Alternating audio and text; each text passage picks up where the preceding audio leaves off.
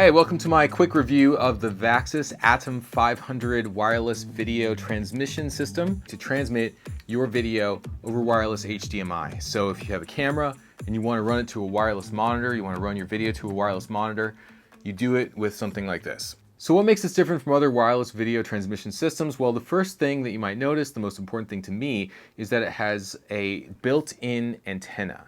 So that means that there's no antenna sticking out here. It's all built into the unit. And the great thing about that is I can just toss this in my backpack with the rest of my gear and not worry about that antenna breaking. Second thing, it has full-sized HDMI ports. No need to explain why that's a good thing. I mean, standard HDMI cables are just much easier to find. So it has two powering options. You can power either with these NP-F550 or 570 batteries. These are sort of standard batteries that you can get online, Amazon, whatever. Or you can power it from USB-C.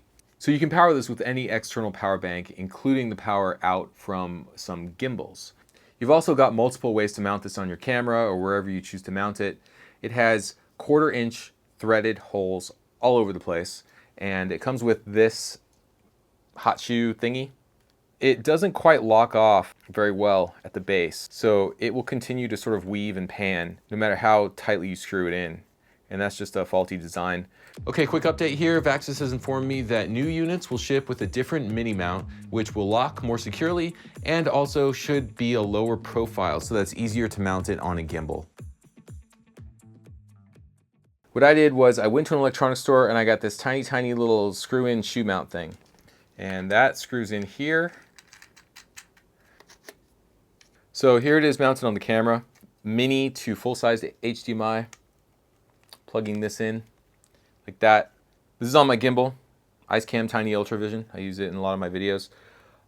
It does balance. However, I can't invert fully.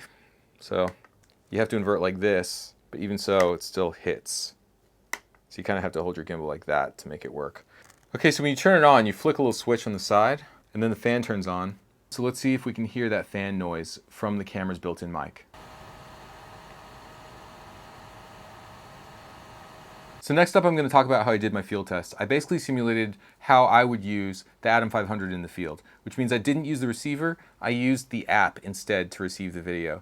So when you open up your app and you click Connect to Device, you have to enter your password and the name of the device manually. Then you click Connect, Join, and if all goes well, it should go straight into the screen that shows you a display from the camera. So now my gimbal is sitting up there, right next to the camera that I'm looking into, and I'm about to test some latency. Let's see how much delay there is between my hand and this screen.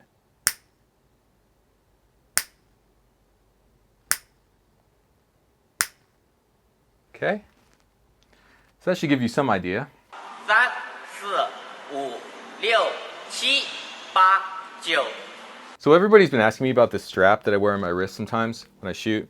This is some sport band that I got from some airport. I wish I could tell you what it is, but I honestly don't remember the brand. It's not written on here anywhere, and I didn't save the box. So sorry about that. So the great thing about using a wireless video transmitter in this way is that I don't have to have my screen mounted in some fixed point like on my gimbal or on a tripod or a monopod.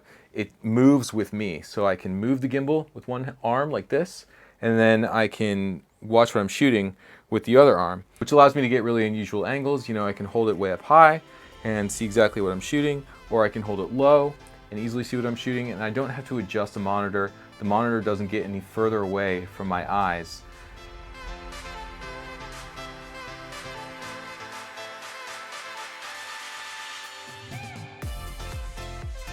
So here's some range tests to give you an idea of how far you can get away from the transmitter before you lose the signal with the app.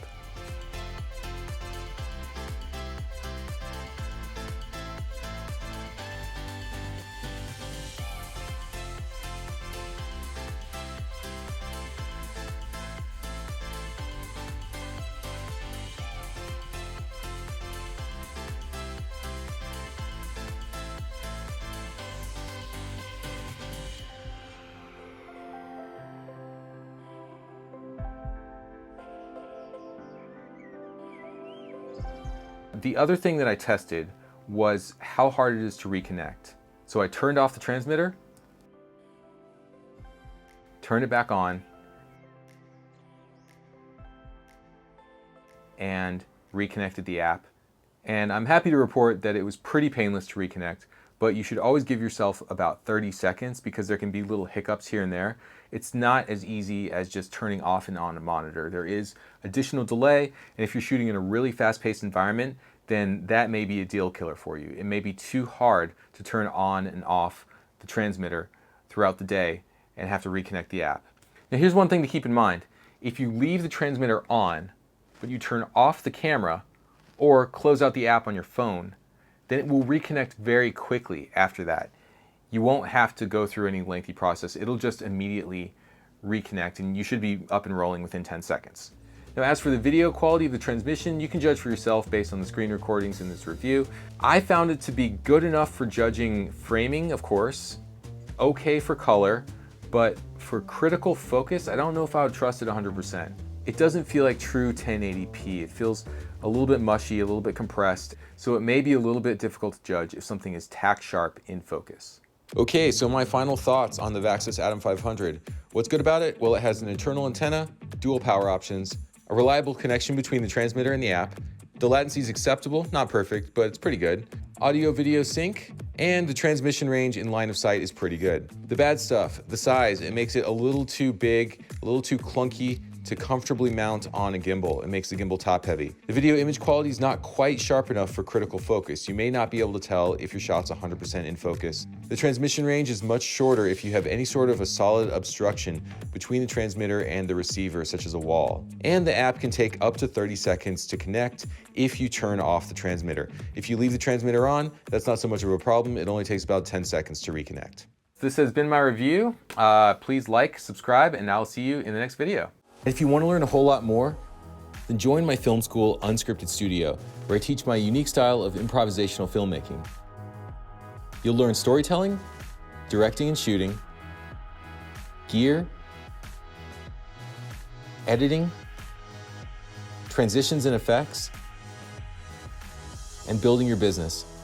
And most importantly, you can join our online community forum where you'll do filmmaking challenges, share your work, and get creative feedback. This is the most important part of becoming a better filmmaker. So check out the link in the description and join us at Unscripted Studio.